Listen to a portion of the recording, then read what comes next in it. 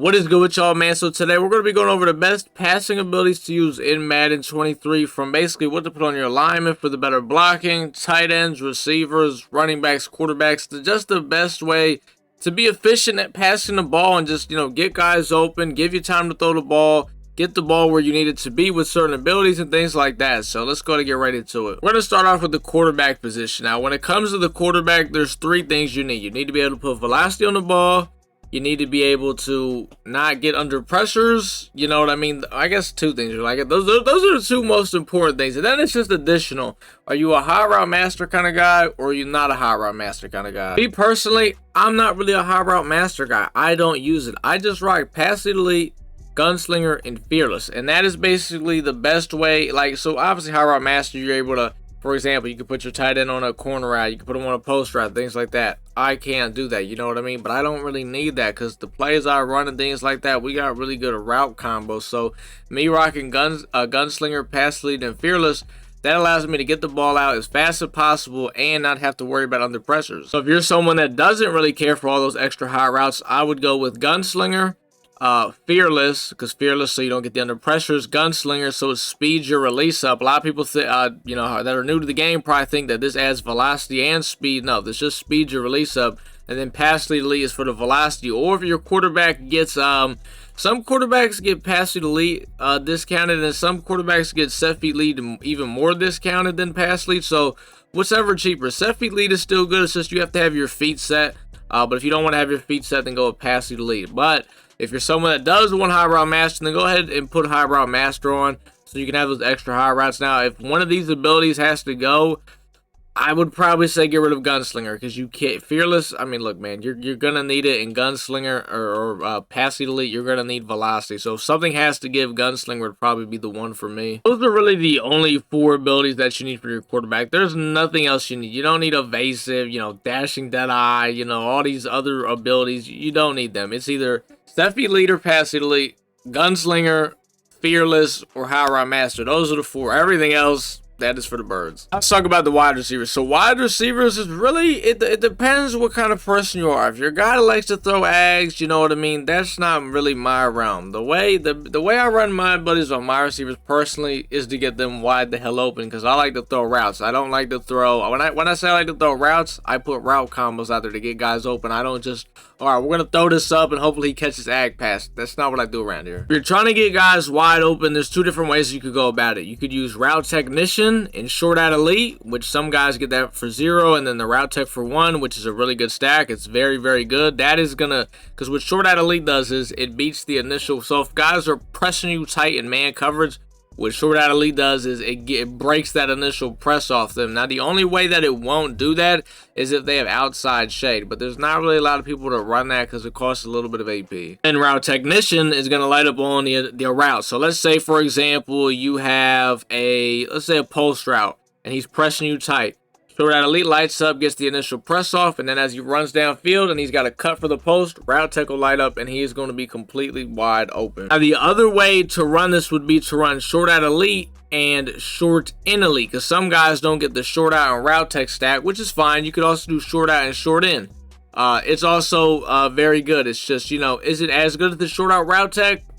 It's pretty close, but Short Out and Route Tech is definitely the best combination. If you're someone that likes to throw just straight up ags and stuff like that, you're going to want to look for Deep Out Elite, Deep In Elite, things like that. But I can't really speak on those a whole lot because I don't really throw ags. But to get guys wide open, this is the AP combination you're going to want for your receivers. When it comes to your running back, we're talking about strictly passing the ball and not actually running the ball with the running back. Honestly, you really just want to put whatever your running back gets for 0 AP. If he gets short in for 0 AP, or really just whatever he gets for free. Now, I run the ball out, so what I'm running on my running back is a lot different than a lot of you guys. Tank and Bruiser, it's definitely a little bit different. And then when I do throw the ball, a lot of times it could be a dump off to my running back, and it's just him making a play on top of the abilities I already have on him. But I would say if you're someone that's just trying to really just throw the ball and stuff like that, I would just put whatever your running back gets for free. That is the way I'd go about that. For the tight end, it's a little bit, I don't want to say it's a little bit different, but for me personally, I run a 2-receiver, 2-tight end offense. So I always have 2 tight ends out there. So the tight ends are a big part of my offense. They catch a lot of passes. So for me, you know, for the receivers, right, we said short out and short in, or short out and route tech. For the tight ends, depending on the formation you're running, right, the formation I'm running, the tight ends for me are lined up on the line of scrimmage, so they can't get pressed, period. For some of you guys, your tight end might be off the line of scrimmage. Maybe he's in a situation where he might get pressed, but most formations, I don't think the tight ends can get pressed. Really, all you're going to need for your tight end, I would say whatever he gets for free. If he gets route tech for 0 AP, go with that. If he gets short and elite for free, go with that. That's because on Vernon Davis, I have short and elite for 0, and then Travis Kelce, I have route technician. He gets that for 0. If whichever one of those they get for free, that is the one I'd go with. The biggest thing is with a lot of these abilities is what we're trying to do is we're trying to get a lot of the free abilities, the cheapest abilities out there. Now, the good thing is most of the best abilities in the game are damn near free or barely cost any AP, which is, I guess, actually a bad thing because this isn't really good for the game, but that's just, you know, that's just how it is now. We're on to the offensive lineman now, so we're going to talk about the tackles. Your left tackle and your right tackle, you're going to want to have secure protector. Secure protector is better than edge protector, but, you know, for my right tackle, I'll be honest, I do use edge protector on Lane Johnson just because it's free. But if you want to like get the best things out there possible, secure protector is better than edge. Some guys, I'm not gonna say a lot, but some guys get it for 0, but some guys get it for 1. Most guys get it for 1 though, because what I do is, like I said, I run the ball, so I have nasty streaks out there. Do not mind me, but passing the ball, watch for your tackles, go with secure protector. If you're going to be passing the ball, there's 2 abilities you're going to want. It doesn't matter who you put this on your offensive line, but make sure you get it out there. You're going to want to have threat detector, and you're going to want to have identifier. A lot of people get identifier for 0. You could find somebody that gets that. And threat detector, there's a few guys that get it for 1 AP. John Madden being a guy that gets it for 1 AP. Threat detector, on 3rd and 4th down, it shows you everybody's blitzing. And people don't realize how big of an ability this is, because not only does it show you who he's blitzing, you have an idea of what he's doing in his coverage, and it just opens up a lot of things for you to do. It's huge. And then you mix that in with identifier, you know who he's using. I mean, it just makes it so, it makes your 3rd and 4th downs a lot more less stressful than it should be. For your left guard and right guard, what you could put on like blocking ability wise, really, there's post up. I know some guys get post up for 0 AP. I haven't really used post up that much this year. I know it was not too bad last year. The year before that, it was really good. This year, I haven't used it a whole lot, so I can't speak on it, but secure protector I know is pretty solid for your left guard and right guard. If you got guys that get post up for 0, you could use that.